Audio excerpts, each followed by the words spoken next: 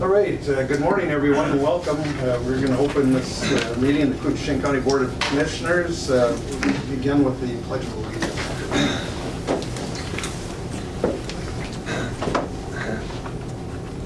I pledge allegiance to the flag of the United States of America and to the republic for which it stands, one nation, under God, indivisible, with liberty and justice for all. All right. First item of business, let's approve the agenda. We've got a couple of additions here. Jenny passed out.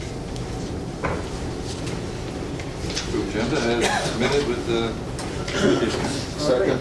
We've got a motion by Commissioner McBride, second by Commissioner Skoye. Approve the agenda as presented with the additions. Discussion or questions? Hearing none. All those in favor?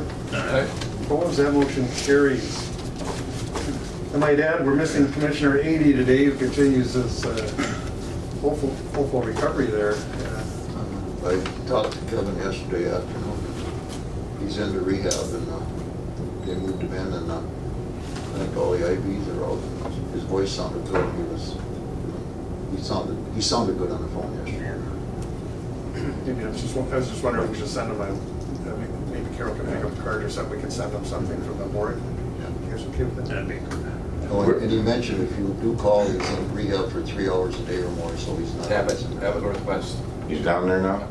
Okay. Well, we certainly miss him and hope him the best here. All right, we've got the minutes from June 26th. Hold on a minute. Motion by Commissioner Norby, I'll second that. second by Commissioner Skoye to approve the minutes as presented. Any questions or discussion on it? All right, all those in favor signify by saying aye. Aye.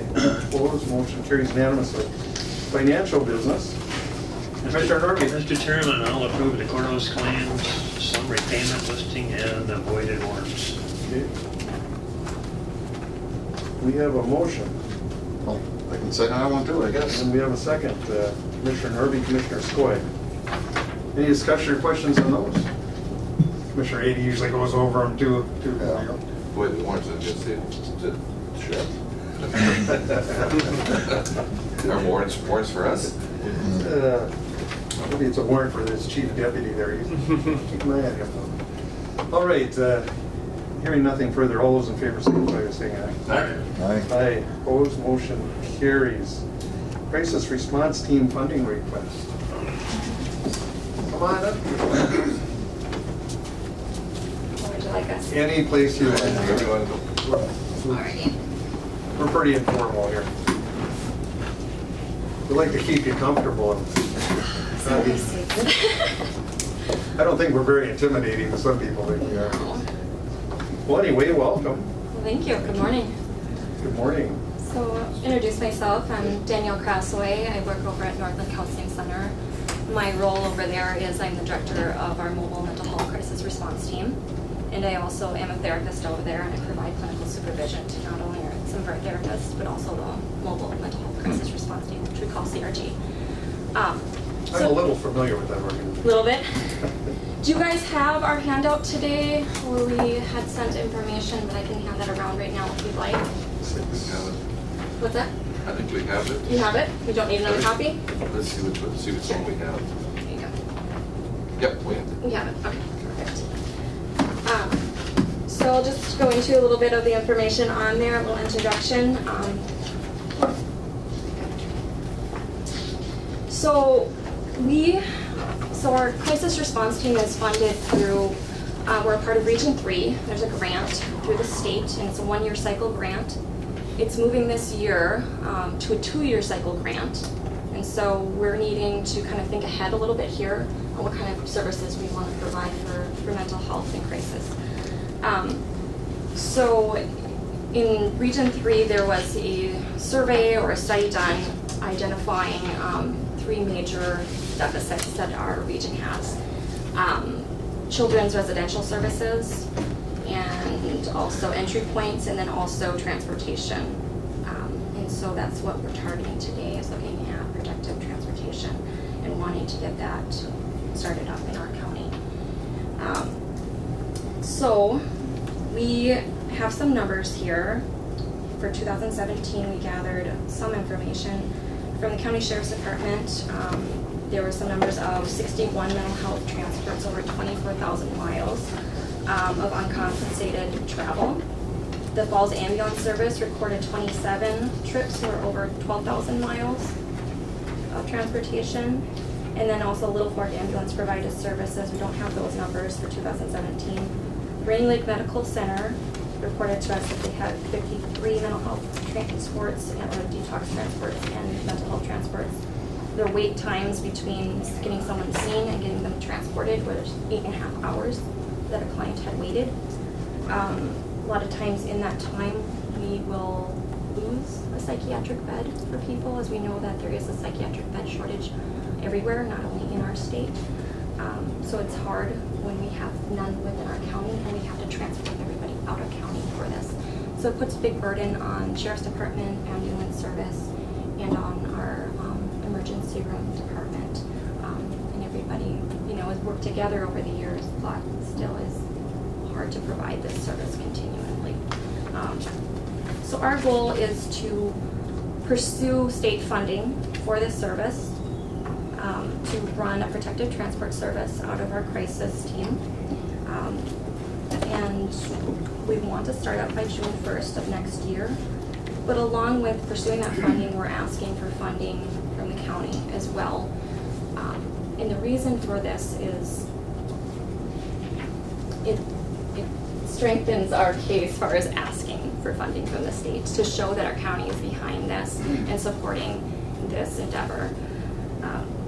I'm trying to think, it was the state last year in February had put together a presentation of how many counties were contributing to their mobile mental health crisis teams. And Koochiching County, out of 14 other counties, weren't providing any such funding to their crisis teams. And so we haven't asked for any funding over the last so many years, from 2016, 2017, or 2018 for crisis response services. But we are asking for a possible 10,000 annual funding. So, and Joe ran the numbers and put things together. If you would like us to go over that or have any questions regarding that, unless you have questions. Go ahead, Joe. Why don't you give us a...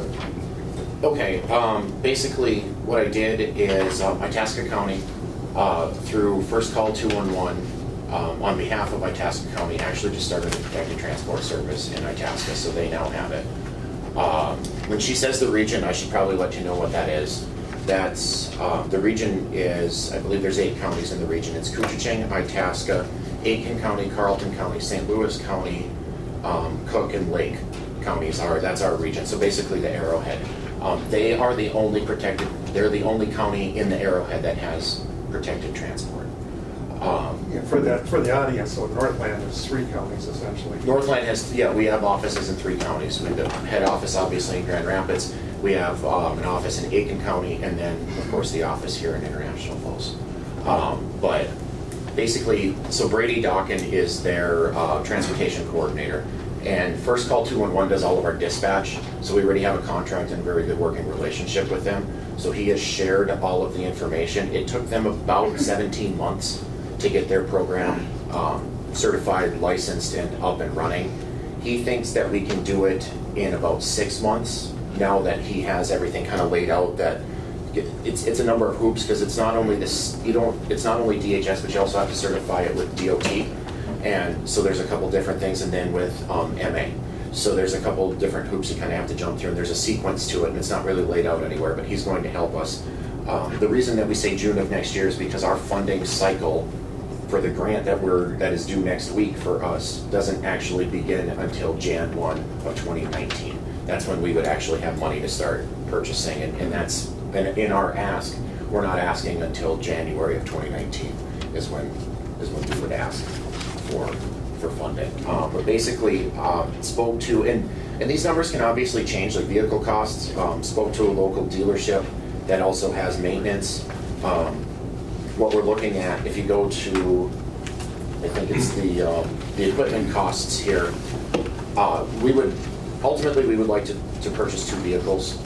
They would be used squad cars, seem to be the best because they already come equipped. with the restraint system and the locks on the back doors is if we can get it straight from law enforcement, we don't have to add a cage, we don't have to change the locks, they already won't open from the inside. So it's all the protective measures are there. We would need to obviously have the DOT go through the car and look at it, and we would have to add video equipment to said vehicles. The individuals seem to think that they could pick them up at auction. Typically, you get them out of St. Louis County. They seem to be the ones with the lowest miles on them in the area. So he kind of gave us an estimate of what that would cost.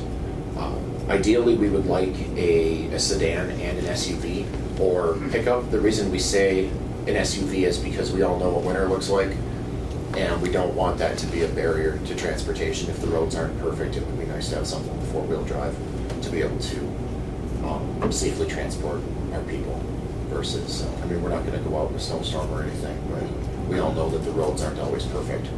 So it would be nice to have that four-wheel drive. Then we went through kind of maintenance. We used the numbers that we had procured from the sheriff's department and from the ambulance service to kind of base our estimates as to how many miles we would potentially be traveling. One thing I should add is that the lion's share of our transports, and the sheriff's department can back us up on this, is to Prairie St. John's and Fargo, North Dakota. So, and the other piece of that is when we send an ambulance out, if we send an ambulance on one of these transports, we're sending a rig with 2 EMTs to Fargo, North Dakota to transport somebody. That's a lot of resources heading out to transport it from Are point those to point. transports just a one-way deal, or you have to go back and get them? Or- The county then typically has to organize transport to get them back. Our goal would be to do both. Not only would we take them, but then we would go and get them and bring them back when their stay in detox or other places is over. So, St. Louis County, I mean, if you're into their vehicle motor pool, you have to pay to purchase a vehicle. Is that correct? yeah, we would be purchasing the vehicle. Yeah, they go to auction. Okay. So we would be purchasing the vehicle at auction. So I'm just wondering in my own mind, if we were able to supply a vehicle, because when John's done with them, we have. Right, yeah, no, that would be, and that's actually the deal that Itasca County has set up. So we weren't really sure if that was something we should ask, and that's, kind of still in the development stages. So yeah, that could potentially save some money if. And if we'd that's have to have that something. discussion too. Exactly. So yeah, no, if you guys, yeah, that would be great. The primary thing is it has to, there's, and I don't have it in front of me, but there is a mileage requirement that it has to be under a certain number of miles, and it has to be a certain model year or newer. I can't remember exactly what those thresholds are. So, but I can get them to you guys to let you know. You know what, commissioner vehicles, we're all 300,000-400,000 miles. Right. I guess, so essentially what you're looking for today is an approval for $20,000 for the next 2 years, is that correct? If at all possible, yeah. And That's for 19 and 20? FY Yes. 19 and 20. And that's the thing that Danny had mentioned is this is a totally new process to us with the grant. Typically, our grant is written in October. It's for the following year. So we've got a whole lot of data to use to kind of figure our estimates and everything out. They gave us the application in June, says it's due next Friday. They gave us the application in June and said, you need to have this to the state. Now, we have to have it to the region since we go through the region. I believe it's this Friday. We have to have our portion in. But we have to now budget all the way through the end of 2020. That's 2.5 years from now, if you think about it.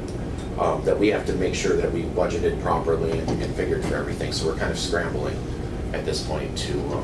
So if we were to make the commitment, it would be contingent on receiving the grant. the funding from the, yes. Yes, Yes. we still have to get the okay for what we'd ask for to start up this program. Yeah, but in communications with DHS, they said if you can get a small, I mean, we're going to ask the grant, we're going to ask for $75,000 from the state. So over the course of the 2 years. So, we're not asking for a huge amount of money, but the state did say, if you can get a small assurance from the county that they're willing to fund this somewhat, and that would help. And I think you guys can probably talk to the potential savings on the sheriff's department if we were to be able to take over these transports. Yeah, it's tough to figure out. I guess conservatively on mental health alone, we might spend $15,000 a year. So I think it's worth a shot by the county. You know, what questions remain in our minds, like can you do a court-ordered mental health transport? You know, someone who goes to the judge is civilly committed, can you transport that person? That would be a question I have, because if you can, now there's Right. further cost savings to us. And the other piece I should mention is this will remain a free service. We will not charge anyone. We can bill MA at this point. The state is, DHS is currently working with other third parties, but it would remain a free service. So we're not going to turn somebody down because they don't have Yeah, MA. That's the point, is to, when the hospital calls, our goal is a half an hour, and our people are typically there on this.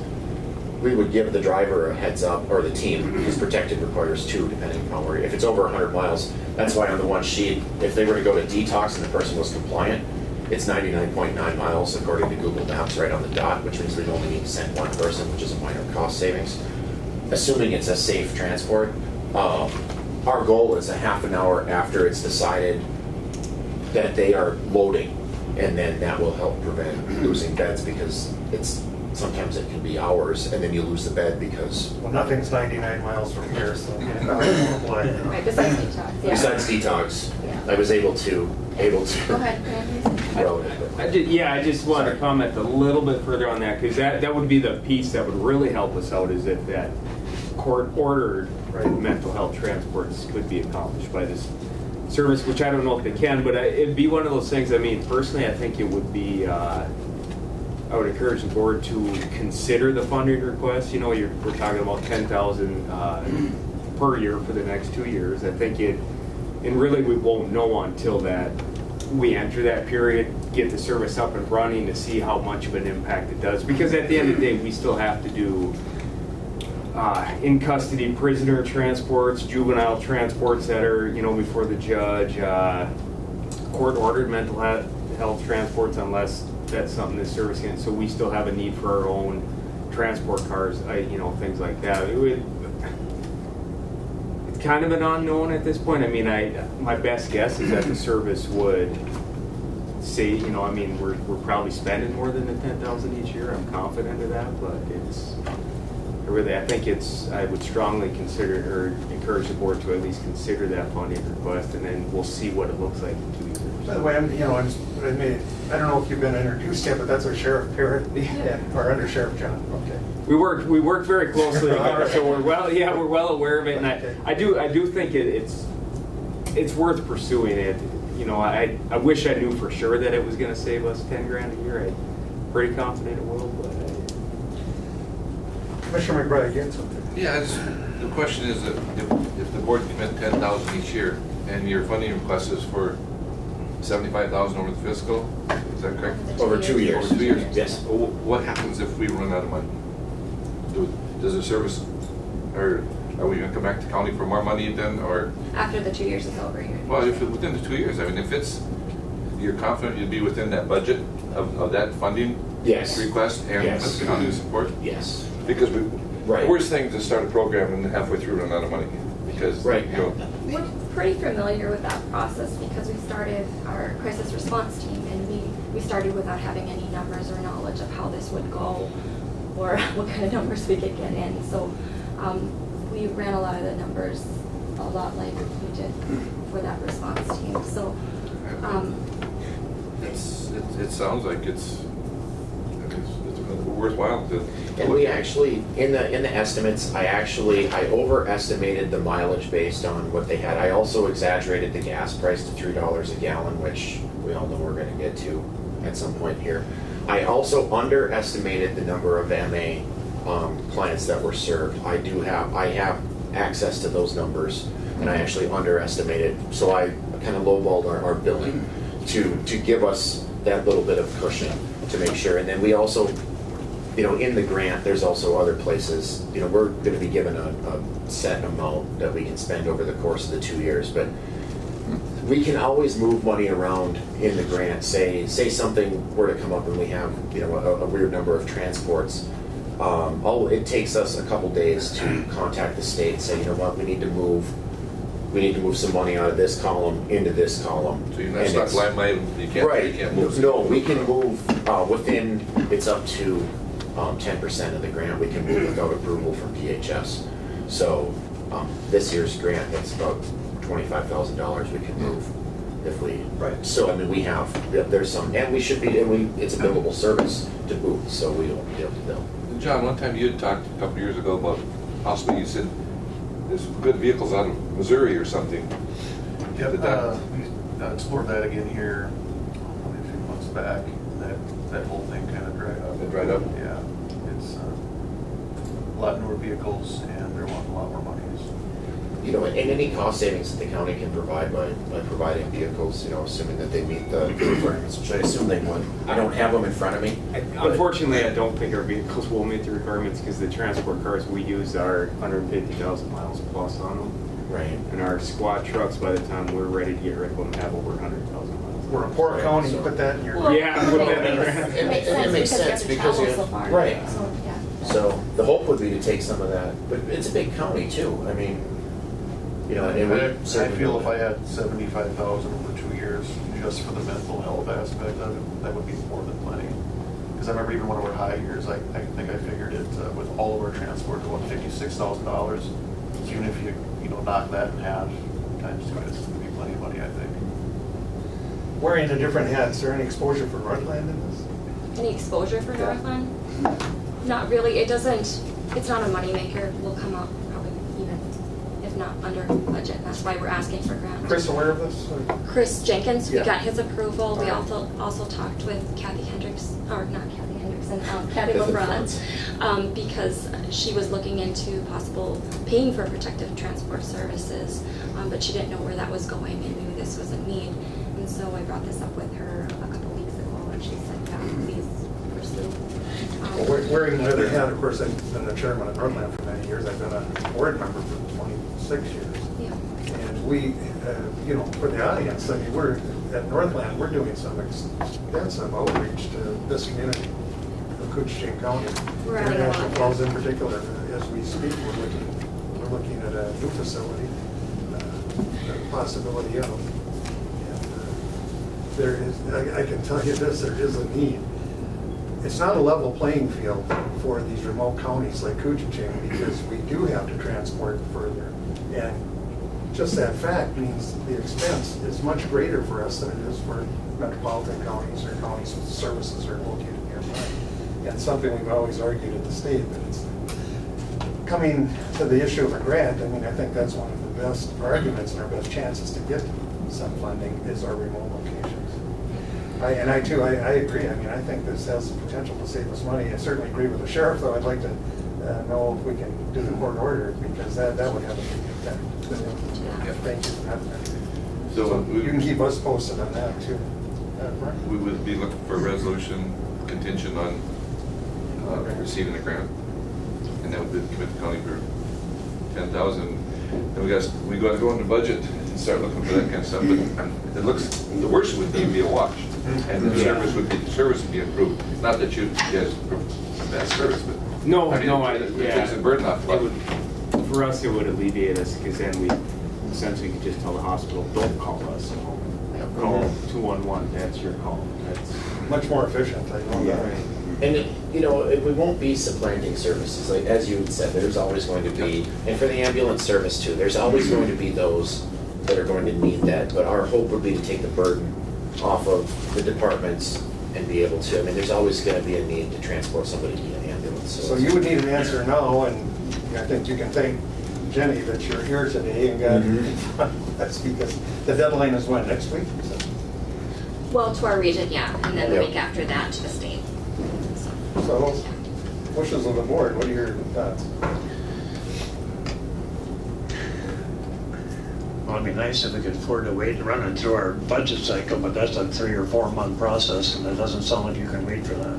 So. We apologize for that. We were pretty surprised with it. And of course, also that we're committing the 2019 board, which is Yeah. maybe a different board, but I move on the request to contingent on receiving the grant funding from the state. I'll second. I have a question. Go ahead, Commissioner. No, this is 10,000 for 2 separate years, is it correct? So it's a total of 20. Correct. Yes. All right, any other discussion? that'd be my concern too, we're committing future boards, which we try to avoid at all costs because it's not fair to them. But in this case, I think the need outweighs the risk here. By the way, we need a grand opening too at our new detox facility. We planned on having it this spring, but things just weren't ready and stuff. But I think out of respect for the Catholic Church here and Father Ben, who really helped make this all possible, he really wanted to see a grand opening so that the public can see what was happening with that cooperation. That's a different issue. I'll talk to Chris about that. Maybe you put a bug in his ear. He's been very busy, I know that. Yeah. Took a long time to get him seated there at the board, but now that things are settled down, we can get things moving. So that's one of the things I'd like to see here. And again, it's a reflection of the commitment Northlands has to this area. Appreciation for that. All right, well then, hearing no further discussion, Jenny, anything? All right, I'll call the question. All those in favor, signify by saying aye. Aye. Opposed? Motion carries. Well, best of luck. We will Thank get the you. grant. Appreciate it. Stay in touch with the sheriff and undersheriff, will you, on the court order? Will do. All right. Thank you. All right, thank you. Bye now. All right, why don't we go to, let's do the additions quick. You okay with that? Yeah, that's great. First additions to adopt a resolution on Koochiching County's intent to retain a private CPA for 19 and 20 audit years. Wishes of the board on that? Move to adopt the resolution. Okay, we've got a motion by Commissioner Norby, second by Commissioner Skoye to adopt the resolution as presented. Discussion, questions, Jenny? Nope. All right. Chair will call a question. All those in favor signify by saying aye. Aye. Aye. Opposed? Motion carries. Board of Equalization minutes. Move on minutes. Okay, we've got a motion by Commissioner McBride. Second. And a second by Commissioner Norby to approve the minutes. Any discussion on those questions? Hearing none. All those in favor? Aye. Opposed? Motion carries. See, I just said we're going to have Carol do something. What was it? Bring donuts. Get a card. Kevin's card. So we could send him a card. Okay, I'll go do it now. Would you mind? Yeah. Thank you. He's going to be in there for a while. We have his address? I can get his address, certainly. Perfect, that'd be great. Okay, we'll move on then to the auditor treasurer business. Mr. Peterson, how you doing? Well, doing okay. Summertime and the living is easy, right? Well, not all the time. Not always. Grass keeps growing. So, I'm here to, got some election issues that we have to take care of. The first one on the list is to appoint the election judges for the primary and general election. I have a list of them that I will give to Jenny for approval. So if we, just to approve the list that we have, there's one name that we're kind of missing that did cancel here. That's on this list, but is no longer on the list. And he's sitting at this table. I kind of figured that. I heard the hand coming. But, Somebody with white hair maybe, or? Yeah. Getting whiter every day. So if we would move to approve the election judge list. Yeah, move to approve. The least you can do it all. That's the least I can. We've got a motion by Commissioner Norby. There's a second. Second by Commissioner Skoye. Any questions or discussion?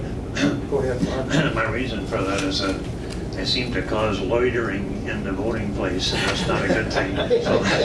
So I'm best if I'm not there. That's a good word. All right, we'll call the question. All those in favor? Aye. Aye. Opposed? Motion carries. Okay. Authorize City of Rainier to place additional signage? No, I'm sorry. No. I skipped two. Enter into the joint powers agreement with State of Minnesota for recounts. Yeah, we've got two joint power agreements that I ran by Jeff, the attorney, and they're pretty basic. If a recount is needed, that we would, as the county auditor, the person that would be the recon official for this county. And also, we would conduct it and we paid it so much per ballot. And they want 2 agreements, and they're ended, like the primary is done September 30th, and the general is done like December. So it's just, Motion by Commissioner McBride. Got a second? Second. Okay, second by Commissioner Norby. Questions? Go ahead, Mike. Sorry. Now, if there was a recount and it went on into 2019, what would happen, being that you were the appointed head of, would it just assume into the auditor position? yeah, it would probably fall into the Or position, then it would be the name. yes, the position. Is it, because if you look at the agreements, they do say, the state of Minnesota and the county auditor of each county. Okay. So it's all the position, not the name. Right. Yeah. Well, we've got your number. And I talked to the person who has filed, and the other person filed for the position, and he's excited about coming. All right. Anything further? We had a motion second. All right. Any questions? Hearing none. All those in favor? Aye. Opposed? Thank you. Motion carries. Okay, we'll move on then. What, enter into a joint powers agreement? No, we appoint 2 members of the canvassing board, Oh, okay. or their delegates. And in the past, you appointed, we have used for the canvassing committee, usually is made up of the 2 members of the canvassing board is usually made up of 2 members of the county board, the mayor of the largest city, the clerk of court, and the county auditor, for their delegates. So you usually have appointed 2 people to represent you on it. In the past, we've used Sherry Thomasberger and Shar Township. Are they willing to continue? That's, I would suspect they would if they were instructed by their supervisor. That's how that works. Well, they're both excellent representatives, that's for sure. And they've got good experience and they work well. All right. Wishes of the board. I move to appoint our 2 representatives, and all else to say it. Does that work? That works. We've got a motion. I'll second. Commissioner Norby and a second by Commissioner Stoy. Any further discussion on that? Hearing none. All those in favor? Aye. Aye. Opposed? That motion carries. Absentee overseas citizen. Well, this is when we do absentee mail balloting and the new common ballot, they have to be approved. Before they can be accounted, they have to go to a ballot board to look at the envelopes coming back, and approved by 2 different people, that the signatures match, that all the paperwork is done before we can accept those ballots. That can be moved on to be counted. This includes service members too, Bob? This is the UOCAVA one, which is your overseas citizen, uniform and overseas citizen. Basically, it's a procedure thing that it doesn't fall into one person's situation of justifying, it goes to this ballot board. You can use elected judges or the auditor treasurer staff. In the past, we have used our auditor staff. Also, we've used people from the city of International Falls that will help us out on the large amount of absentee ballots. And we are basically appointing our staff and 2 people from the city to the ballot boards, to all 3 of the ballot boards. So we can, there's some timing that you have to approve these as they come in within a certain time period. So we don't really have names yet then? We do have names. I didn't see them. We do have names, and I've got a list for, 5 names there. Oh, I got 5 names. Yeah. Oh, that one, okay. You, busy. Yep. Move to approve the absentee and, I guess it At Uokava absentee Kava? Okay. and mail ballot. Say that fast 3 times. Kava. It's confusing. Well, is that a motion? Yep. We've got a motion. Is there a second? Second. Next, Ryan and Skoye. His first name on this looks a little shaky, but the rest look good. Who is that, Bob Peterson? Okay, all those in favor? Aye. Opposed, motion carries. Thank you, Thank Bob. you. Thank you. Everything going good? Yeah. Get by. Shelley's struggling with the new pole pad getting tested out, but it's working. Well, we're missing Kevin, and then, of course, we're in summer mode, so it takes us a while to come back to later. But now that we're warmed up, we've got somebody we can really pick on. We'll grab one here. Just a second, Nate. The damage around the county? Got some? In fact, I was just gonna give you guys a little informal update. Is that the one that- A week ago, last Friday. There might have been more the other night too, I don't know. Yeah, a little bit more, it sounded. Sunday morning? All Sound like it drove itself a little further. Pretty good. Is training for the new pole pads, is that gonna be is there someone gonna do training? We're working on that. What we've set up, the training, normally election judge training is 2 hours. Yeah. We're scheduling 3.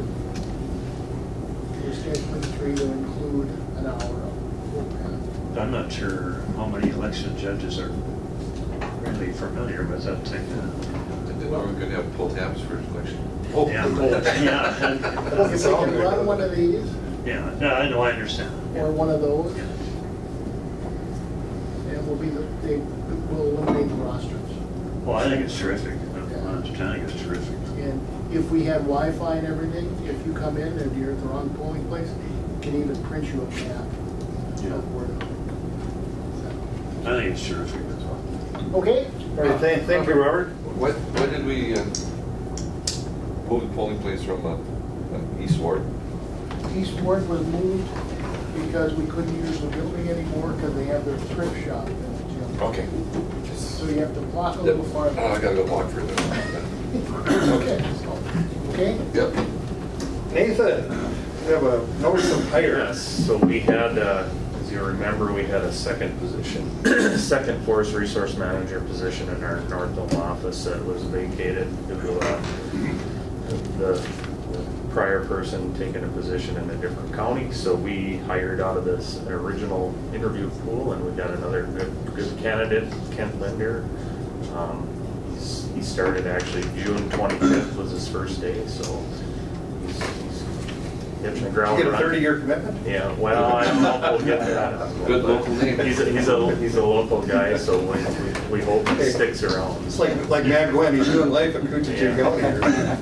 Yeah, so. All right, well, that doesn't need action then. No, and then I was just gonna give you guys another down in that same neck of the woods. We had, about 2 weeks ago now, we had a thunderstorm, strong storms go through that area, and we had some blow down on some of the land that we manage. So we're actually right now, I'm in the process of trying to line up a helicopter flight so we can really do a good assessment on how extensive that damage is. We thought we had a DNR chopper lined up to go up today, and now that helicopter went to a fire in Michigan. So I'm trying to work with DNR enforcement, conservation officers have a helicopter based out of Brainerd, and we're trying to line that up for hopefully later on this week. So Obviously, there must be some state timber too. there is in the area though that seems, at least on the ground, seems to have got hit the worst. It's primarily county, so. Does it have to be rotary wing, a fixed wing with that? The rotary wing, I think in this case, it's because it seems, at least on the ground, it seems to be a lot of smaller, like half-acre, 1-acre pockets. So we can stop and observe it. And we've got a few sales on the books already that people have bought at auction already, and we want to do some of them. The only way to really look at them, to evaluate them, is going to be from the air because they're so far out in the swamp, and So we have a policy that if there's over 30% damage on a sale, that the permit holder can turn it back for a full refund. And we want to do that as soon as we can to try to reoffer them and get them cleaned up. So there, if we find, once we do this flight, we find that the damage is extensive enough, I'll probably be coming to the board to authorize a special auction sale if we feel the need is there. Did you happen to be out there at all when they were using one of those Sikorsky sky cranes to set those poles? I have not actually seen it in action. I've seen it on the ground at the airport in Big Falls. So they literally lift. I think it lifted courthouse there. Yeah, that's crazy. So. All right. Well, yeah. Keep us informed on that too. Nathan, what's the time frame on blowdown before it's not any good? Before it's not any good. I mean, you got a couple months. You got to get it up. Well, I think in this case, it's fortunate and unfortunate on both sides. That area that seems to got hit the hardest is primarily aspen.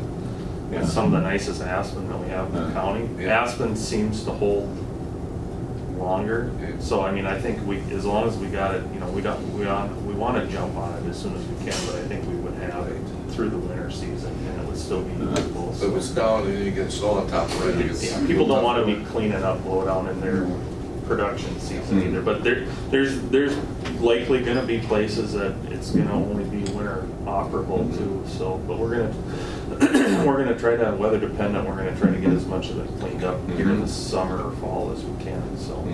Good.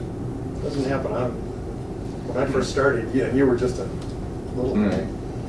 We had a storm that went, I think it was south of Middleport there, and did tremendous damage to timber. But also, I believe it was a trailer house that we had a fatality. All around, it seems like this just around July 4th. That's the big blowdown event for the BWCA was July 4th weekend. It's crazy. So. I don't know if it was this weekend or when the storm you talked about, somebody came back from Deer River on 6 and they had 30-some trees they had to dodge on the Highway 6 around it. Yeah, the feds haven't got all that cleaned up yet. Yeah, from a few years ago, right? Yeah. But sometimes you get those narrow vortexes that are not a very wide, but just. Okay. All right. Anything else? Nope. That's about it. Thank you. Thank you, Nathan. We do everything on our county roads and all to do. Silverdale, we. You're the man. And, How are you doing, man? Thank you. I don't have to ask if you've been busy. This gentleman works day and night. We can't give enough credit here. Appreciate it. Well, I'm here to discuss the Allen View Sewer Project as usual. Yeah, small item. We've got a couple pay-apps on that, and then I'm also here to talk about price changes on a tire recycling agreement with Earl Boyle. But we can start with approved payment of the Allen View Sewer Contract A, request number 5. This is on the Wagner Construction is requesting this pay app.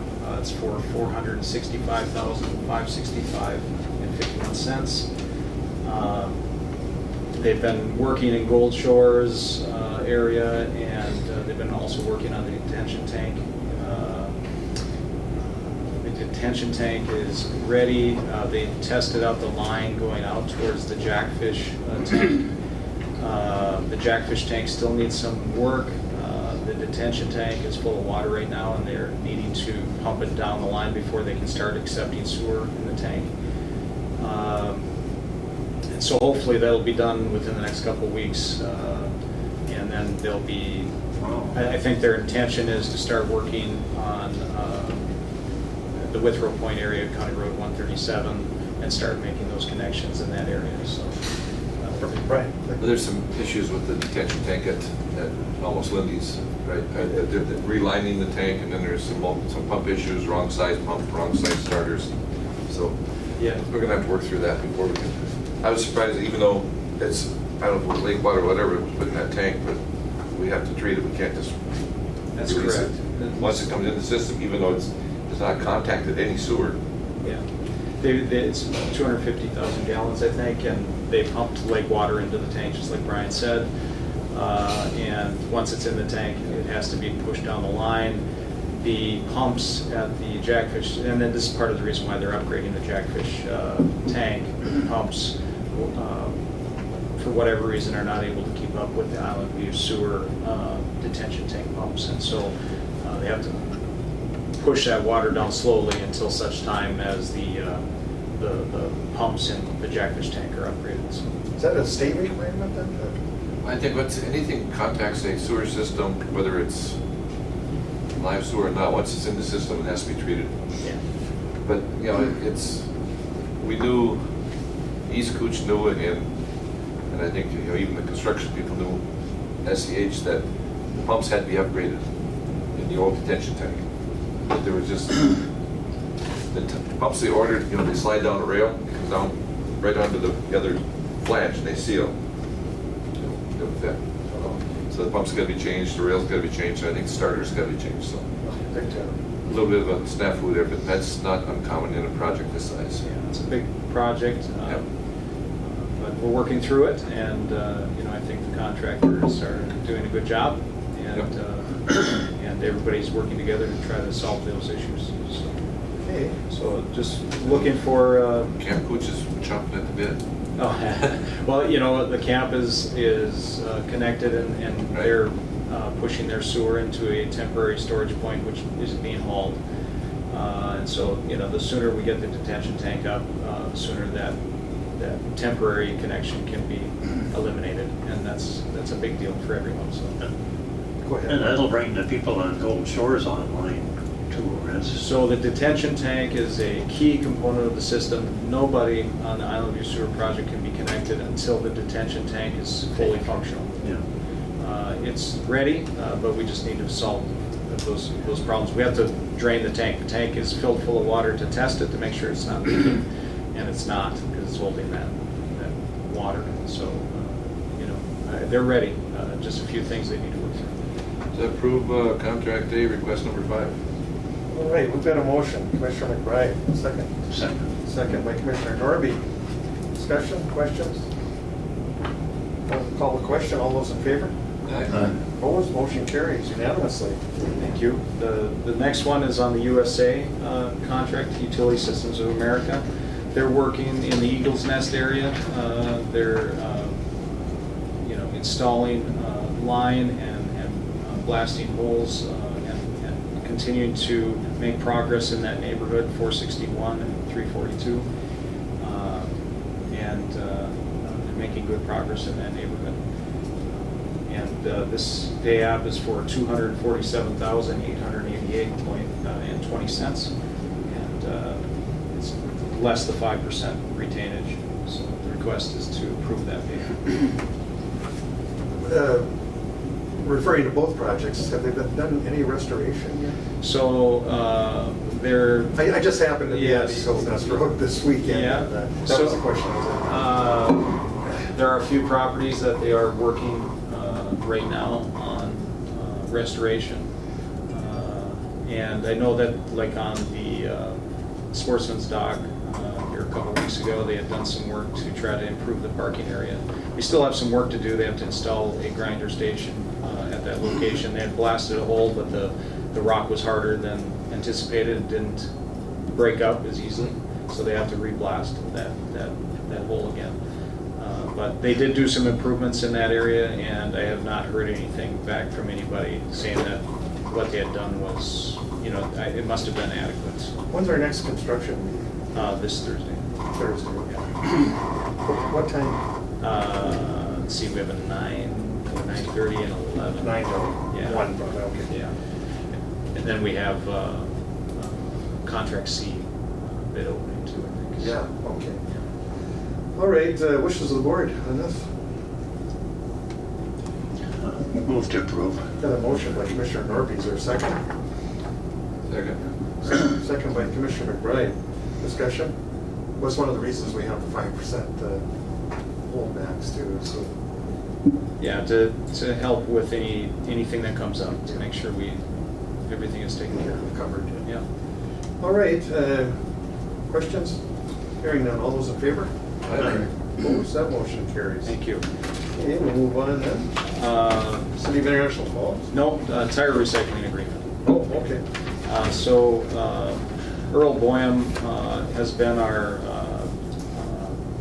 tire recycling hauler for the last 5 years. He sent a letter, I included it in the information that we sent, I could read it if you'd like. He says, "I've been licensed as a tire hauling business for 25 plus years and have always tried to provide a good service at a reasonable cost. I've not increased my price per tire over the last 5 years, but my expenses have steadily increased. At my last trip to my disposal site, I was informed that my disposal costs will be increasing by approximately 50%. I can no longer haul tires at the agreed upon contract rate and must pass on my additional costs at this time. The attached is my proposed new rates to the county. Appreciate your consideration." Who in the world, I mean, how do they increase costs by 50%? That's unbelievable. Well, I think that State requirements? Or? I'm not sure why they increased the rates. When we call to find out rates, I think Earl gets a better price than we do. But you know, that's maybe because he has a larger volume. Maybe he deals with a lot of additional. I know he picks up tires at the auto repair shops, Right. other locations, and so for whatever reason, his prices have increased. I would recommend that the new prices, we go with the new prices until the contract expires, and then we should rebid the contract for the next round. So. Go ahead. So I think essentially what he's done, like for 2018, he just kind of extended what he's been doing in 17 without raising his prices. That's correct. That's correct. Yeah. And we can argue that, he entered into this agreement and we all agreed to, for a certain amount, and got so many dollars for 2018, so we should honor it. But at the same time, I think we're lucky to have him doing this, so I would have moved to approve the increase. Both seconds. We've got a motion by Commissioner Norby, second by Commissioner Skoye. Discussion. I concur with what Yeah. Commissioner Norby said. I mean, obviously, we could hold the line, but it doesn't make any sense, because like Matt stated, that Earl's prices are as good or better than anything that the county can get, so there'd be no real reason to stop the contract or force it. I've been around long enough to know there's a cause and effect, though, and it's not necessarily the contractor's fault. But when you get those prices too high, everything starts showing up in the ditches. Because people are not going to turn it in. We did that. We had our solid waste appliances was a good example. We were picking up. We had the highway department out there all the time picking up fridges, stoves, things like that. So we finally cut the prices back. It ended the problem. So there's a line. We never know what it is, but there is a line. That was, I guess that's me. Kind of brought that point out, that, I mean, our contractors raises prices, we need to meet that. So are we going to raise our prices at? Right, so that's a excellent point. That's what you're talking about. Yes. Yep. So right now, what we're proposing is accepting Earl's increases.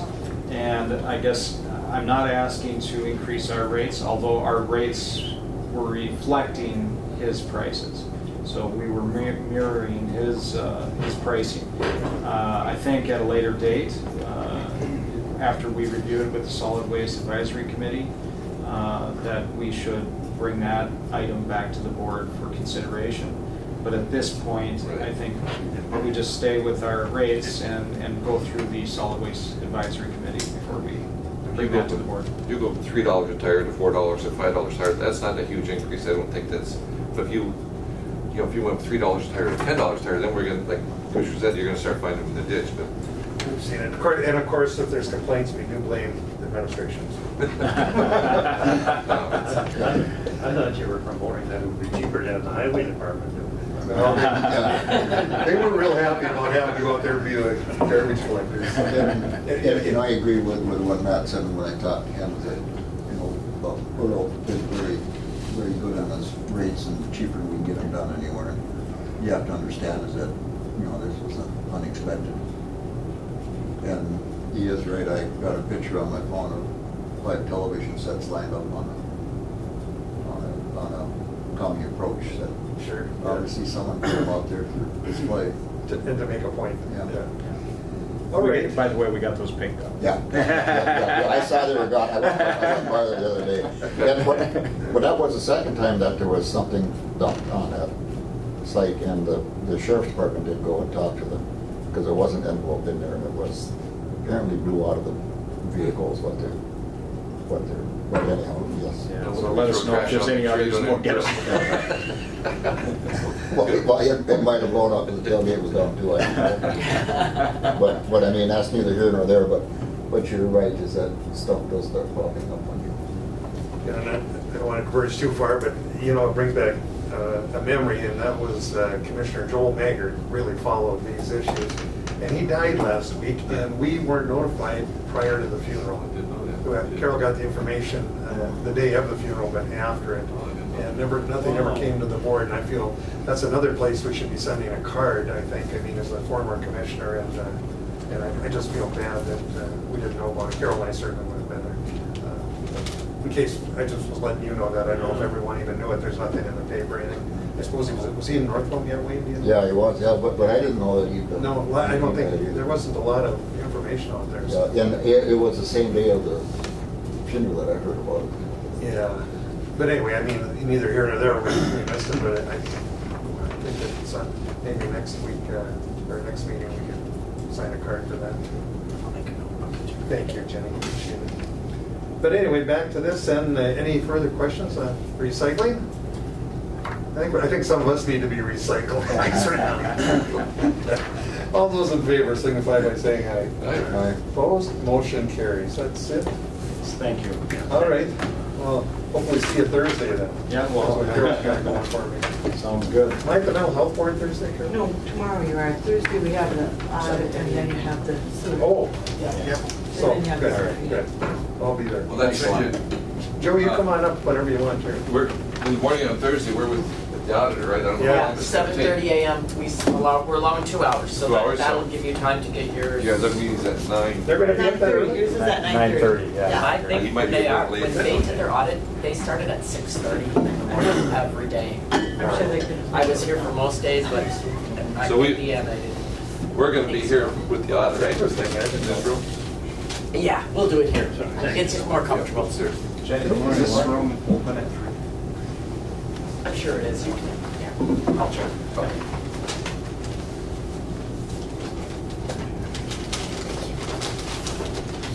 So how's Joe doing? Good. Good morning. I've had him working all morning. He had to give comments on the crossing for us. Put it all together before that. Thank you, Joe. We all appreciate that. You were willing to do that for us. Looking at a public hearing on the road vacation request. This is kind of picking up part 2 of a process we started last summer and last fall. The Strandhagens submitted a petition requesting the county to vacate a portion of Town Road 278. We went through the internal review process as per the county policy. I think it was December of last year, we had tentatively set a public hearing. And the applicant at that point was in Florida, where he spends his winter, him and his wife, and asked if we could reschedule it till this sometime in July when he comes back to town. And the Strandhagens are back in town, so they've asked us to put it back on the docket. And so I think it's step 13 of the county policy is if we believe we have a complete petition to vacate and it's been processed through all the county departments, then we bring it to the board and ask the board to set the public hearing date and time. And the way I think it looks on the board schedule, in order for us to get the 2 complete weeks of public notice in the paper, we couldn't hit the July 24th board meeting. I think there is not a board meeting, as I understand it, on August 7th. That would put us to August 14th if you wanted to tie it in with the board meeting, for your consideration anyway. All right, the neighbors would be notified then too. Absolutely. And last time we sent letters directly to abutting property owners. Yeah. We did receive some comment from at least, written comment from at least one property owner. We'd certainly reach out to every abutting property owner again. There's some utilities in there, there's sanitary sewer, there's some wood poles, there's some overhead lines in there. We'd reach out to those folks as well. Certainly by sending it to the public hearing, we're not we're not committing to any action, we're just really reaching out for public input on the request to vacate. We don't have to make a decision on the date of the hearing then? As I recall, or do we? I think we. Go ahead, Mike. No, Joe, just kind of refresh my memory a little bit now. The UT, it's not actually county right away, it's on an easement, right? I understand that, right? Yes, I think so. In So UT2, yes. Strandhagen does actually own that property, but We have an easement across it. I think we're not the underlying property owner. Okay, we do not have a real public right away.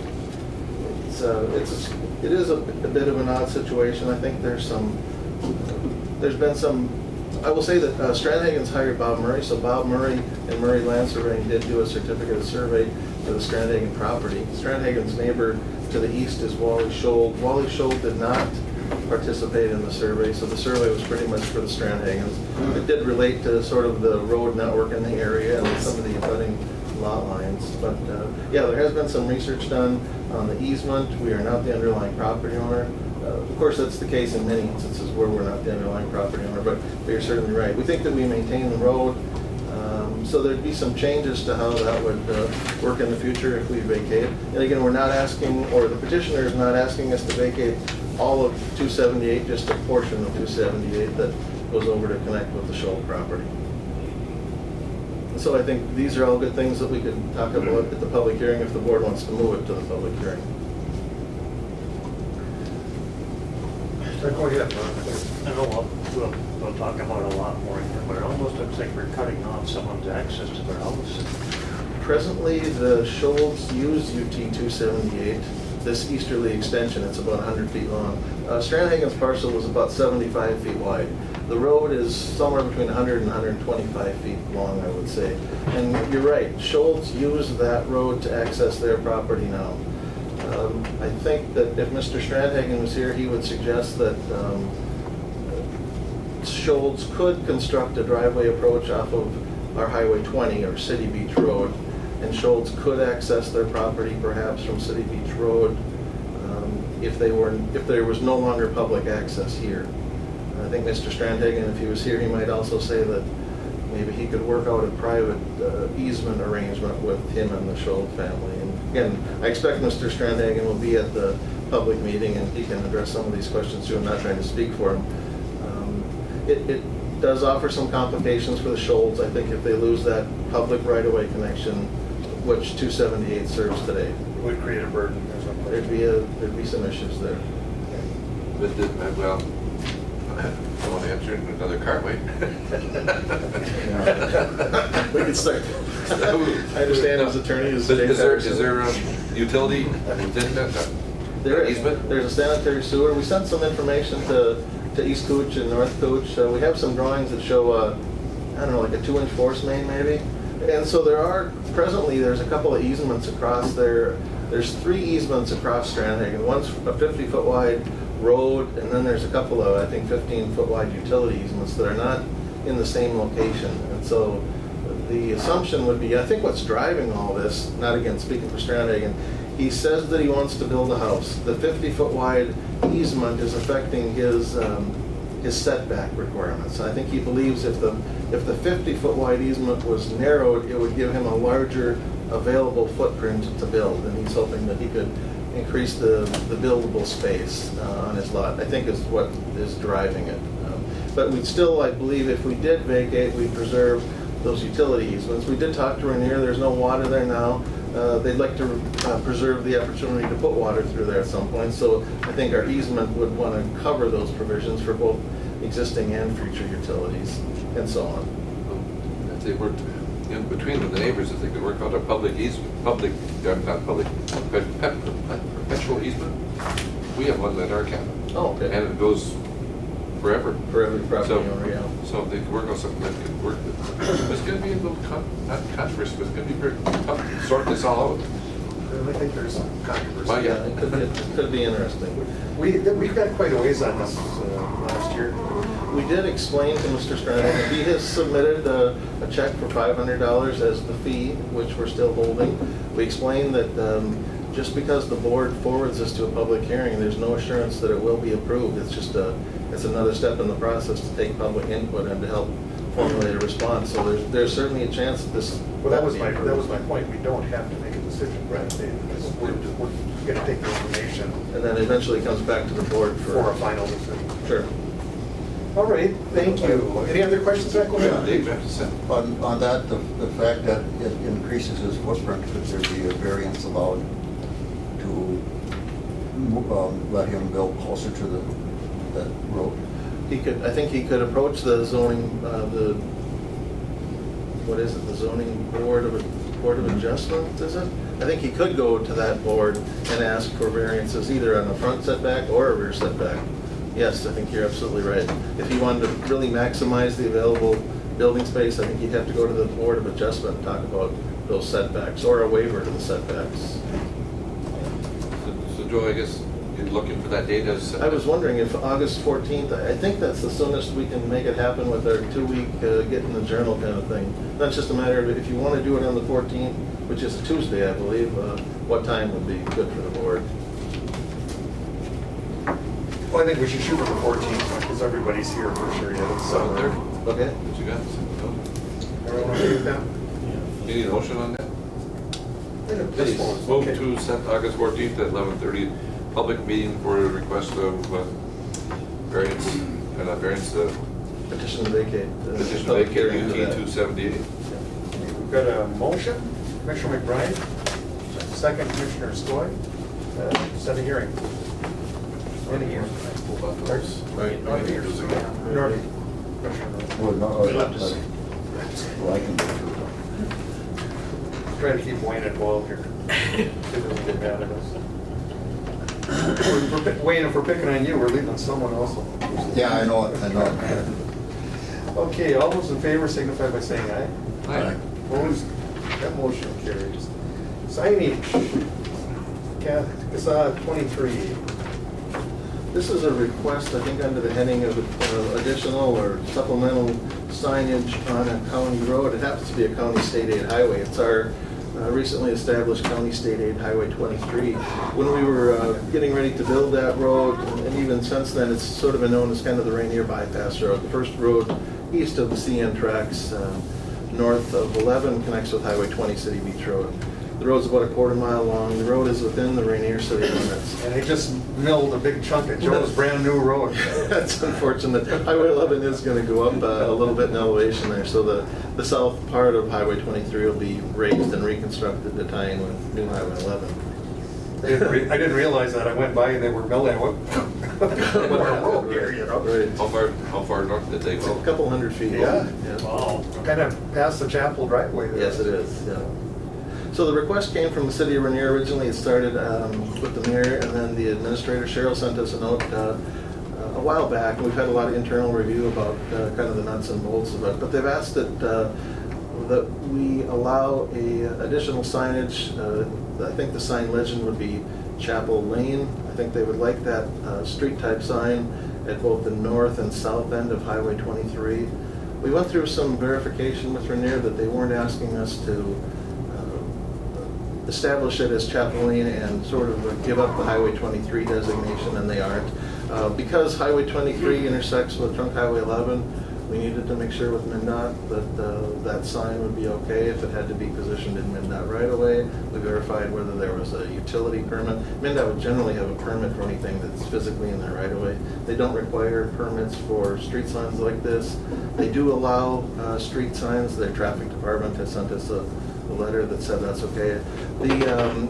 There was a resolution, I think, passed by the board in 1989. It has a few requirements about the process. I think one of the elements of it is that the applicant, in this case I think the city of Rainier, is supposed to pay for the sign materials, and the county is supposed to install the sign and the sign post. So I think we'll work with Rainier that they would purchase the sign and the post if it's approved, and then county forces would install those signs. So would it be one on each end of the road? I believe so. I think they would prefer that each end of it has the Chapel Lane designation. Go ahead, Ryan, please. Is there a size limitation, Joe? How big it can be? Not in our resolution. We would certainly work with MnDOT. I think a standard street sign is a 8-inch tall white letter on 12-inch green placard, I think, is standard. That would be my assumption. You know, seeing we're gonna have these issues in the future too, but I think to define it, we just have to make sure that the county has the final authority since they are county road.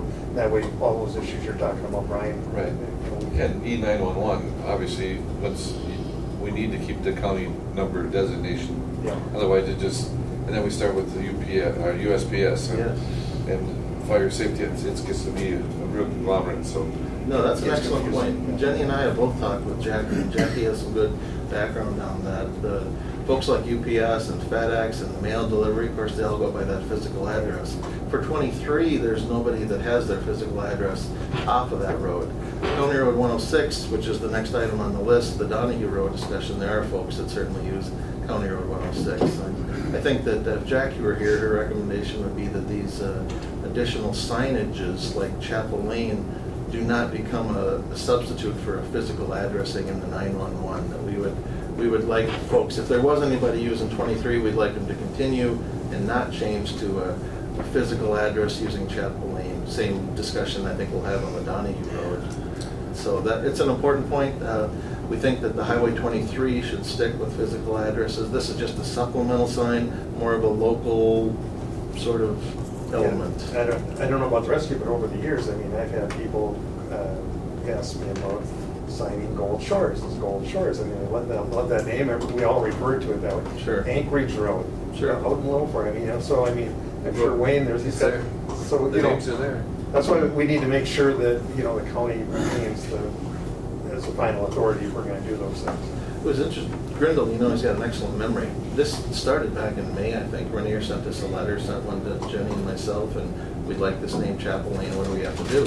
And we said, we have to bring it to the board. And then we started all the internal review, and I reached out to Grindle back in May, and he remembered several previous examples of this where applications were submitted.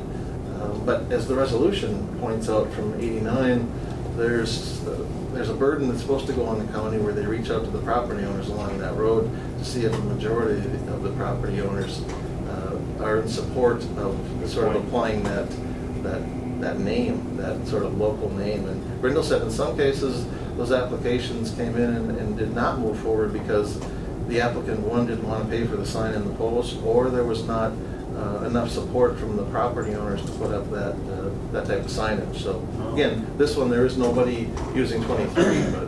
Commissioner Wright. Joe, I think that would pertain to outside the county. Once you move inside within the city, it's, you know, the city making the request, I just believe it would be their decision. Sure.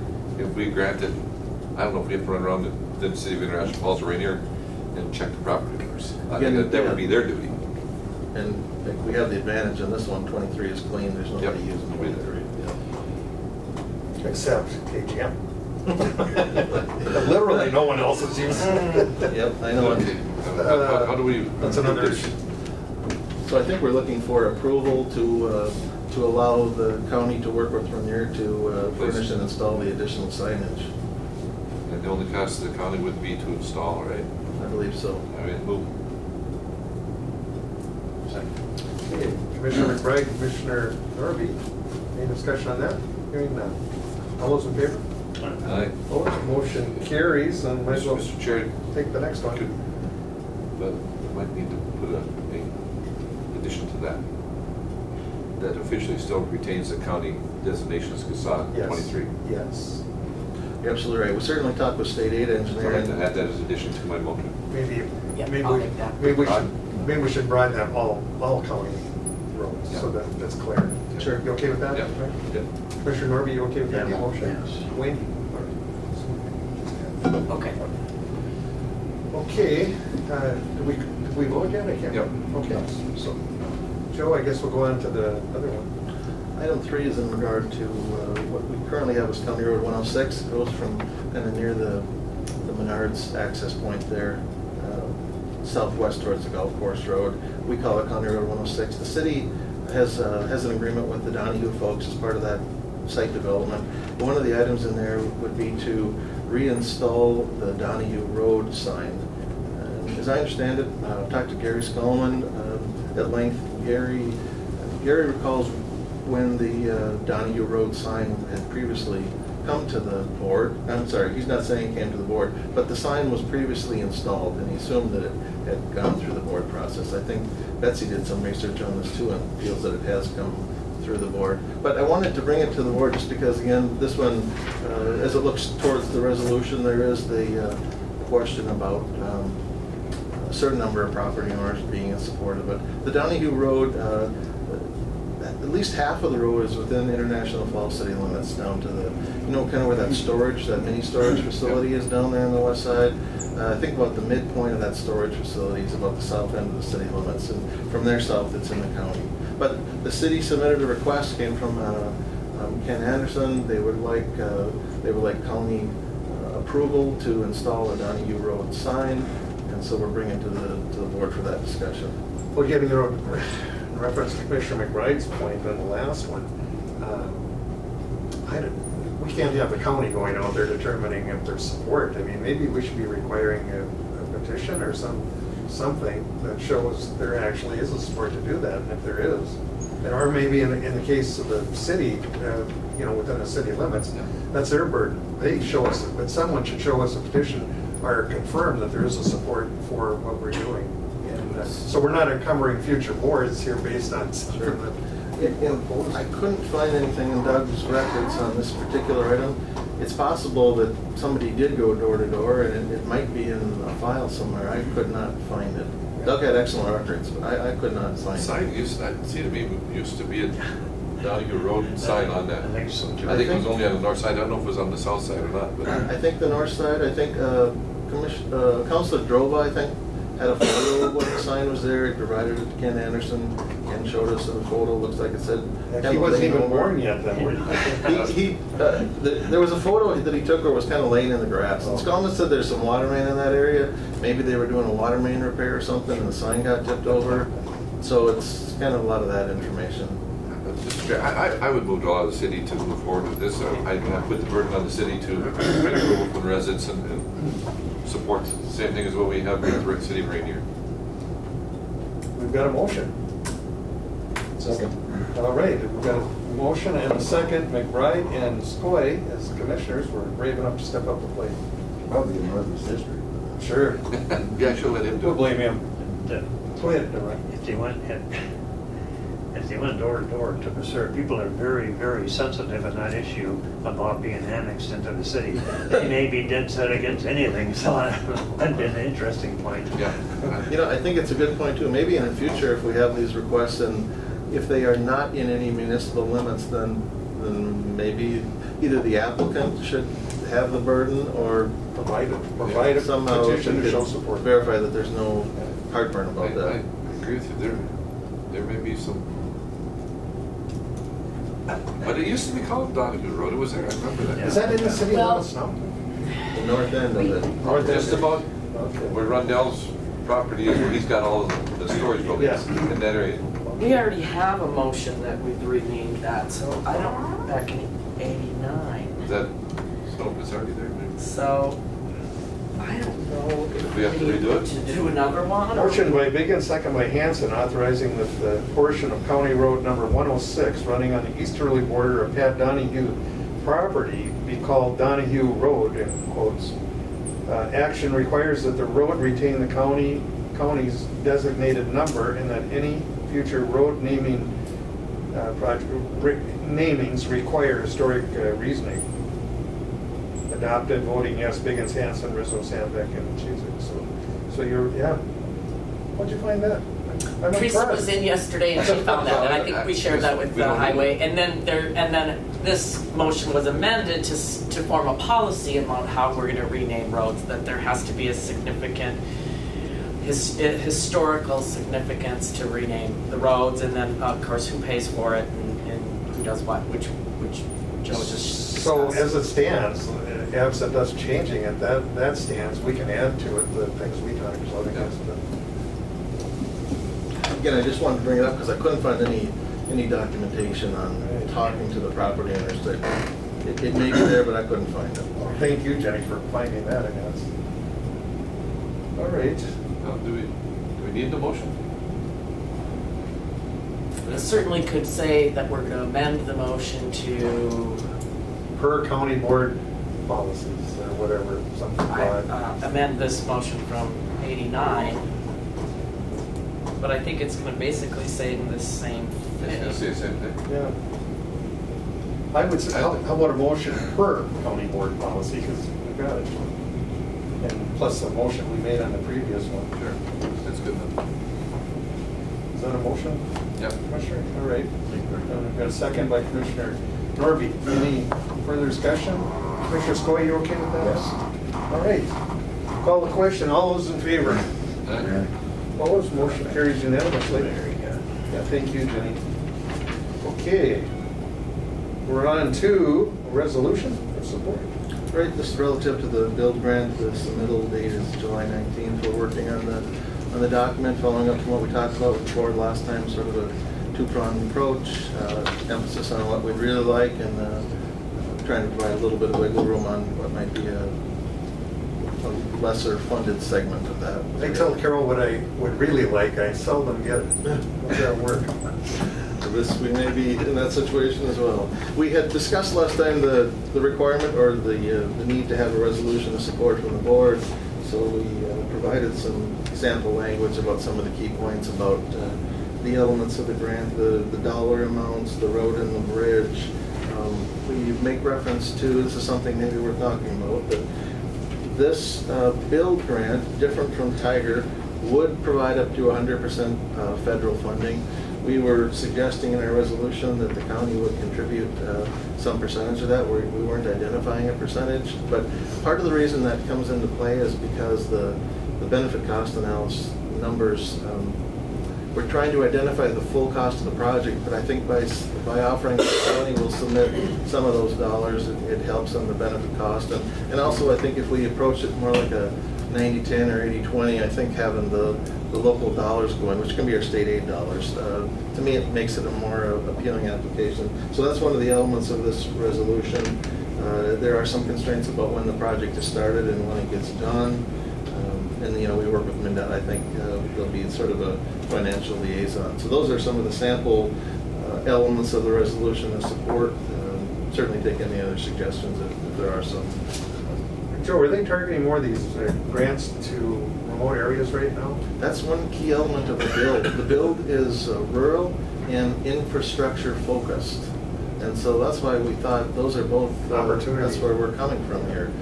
Whereas Tiger might have been more of a metro, more of a transit facility, a light rail station, maybe something like that. This is road and bridge in rural areas. That's what build is supposed to be targeting. So we were looking for a board resolution of support. Oh, somebody move on it. We're behind them, way behind them. Yeah, we're way behind you somewhere. We've got a motion. I'll second. And we've got a second, Commissioner Norby and Commissioner Skoye. Any further discussion on that? Questions? Hearing none. All those in favor? Aye. Aye. Opposed? Motion carries unanimously. Good luck with it. Thank you. Propane contract. We solicited bids for an annual delivery of propane to our maintenance shops. It's sort of a 2018-2019 heating season. It basically goes from July 1 of 2018 to June 30th of 2019. We received two bids. Lakes Gas was the apparent low bidder at 98 cents a gallon. Farrell was the other bidder at 1.225 per gallon. So we'd recommend awarding this contract to Lakes Gas for this upcoming winter season. Sounds like a good price. Yeah. Move to approve. Got a motion by Commissioner Norby, Second. second by Commissioner McBride. Discussion? Wayne, did you have anything? No, I'm just gonna Okay. second what. Okay. Go ahead. I'm surprised there wasn't three bidders, or I'm surprised to see just two bidders. Yeah, we had actually reached out to four of them. I think the outfit out of Little Fork, is it North Star? And then the Rainy Lake Oil, Larry Keep's operation. Yeah. And I think Keep's business intended to submit, but their paperwork got lost somewhere. When we did call them after we opened bids and just wanted to say, you know, did you know we were doing bids? And they said they thought they were going to submit. Their number was, they said, quite a bit higher than what our low bidder was. and we did not get a fourth bid. Yeah, we kind of thought we might get 3 or 4, but just got the 2 of them. Yeah, first I'm surprised they didn't. Northern Great. Co-op maybe, is it Northern? Yeah. Yeah, that's maybe what, sorry. Northern Star. Northern Star, got it. Okay, any further discussion? Call a question, all those in favor? Aye. Aye. Opposed, that motion carries. Are you done with this, Joe? I am, I think we have a. In more ways than one, huh? I think we have a community public hearing coming up at 11, I believe, was scheduled for today. Carol asked me to. I did not get that on the agenda. Well, the public hearing, okay. I think, I did go back and I think in our minutes, I think it was June 12th, we set it up for 11 o'clock Yeah, today. we notified you. We did, So we're covered there. We're good. published in the paper. I'm just gonna go grab a few drawings then, okay? I'll be right back, thank you. Thank you, Joe. Oh, Hey, hey, Joe. Tom. Be right back. All right, we'll move on. Oh, go ahead. Go. We'll move on to public comment. Anyone here from address the board? Crystal, you know, you can come up here too anytime, so. Since feel free. it's budget time discussions, would it make sense to develop a fund for IT upgrades here in the county board? So that when a commissioner has to be away for an extended time, they have some way of also being in connected to the board? If we put away a little bit of money each year for so many years, eventually that fund would pay for it without actually being so painful. I think one of the problems is that for budgeting purposes, we start over brand new every January 1st, so I don't think we can accumulate so many dollars per year until we get a big pot, isn't that correct? I Or could something commit, like that. the board could commit the funds each year as part of the general revenue fund. The only problem is that we could have this equipment here in the boardroom, but we also need to have, that person needs to be on the other end. That has to be a public location, and they have to have equipment on the other end too. So it's not just here, it's where. They the other they location can't is. just use a computer with face-to-face ability.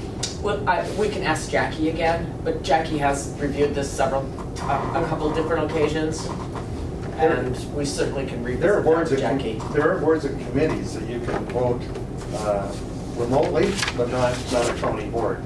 Or Because North Cooch does that. They have members that come online Right. with a computer. Right. But the county, we're part of the state, that's the difference. It's just like the legislature, you have to be there. You can tie in though on IT and see what's going on, et cetera, and you can even provide input, but for the vote and everything else, you have to be present in the state, is the way I recall it. 'Cause I think one time we have had, use the telephone so the person can at least hear what's going on, but they are Yeah. not allowed to They officially can't vote or So- take a meeting or be considered a voting member at that time. To make a quorum, you can't do it. So if they can't vote, it's kind of defeating. Well, the thing Except is, that they're getting the information firsthand. Right. I agree with you, Crystal. I mean, it would be great to have the whole boardroom but- upgraded, because you go to Beltrami County, what a beautiful boardroom they have and all the electronics. But if, like Commissioner Pavlik said, if ex-commissioner is out of town, he has to go to a public place. Yeah, that, He has to have a screen that's big enough that he can see everybody in this room. yeah. And everybody in this public place has to be able to see everybody in the county boardroom. It's really, really cumbersome. Could we ask Jackie to look into that? I will. Because I'm have sure her- the legislature is now, looking to upgrade their IT stuff, and that this is a discussion maybe they should be having too. I'm sure we can look at it, Sure. just to see what it is. Yeah. Thank you. And Kevin or anyone can join in by phone.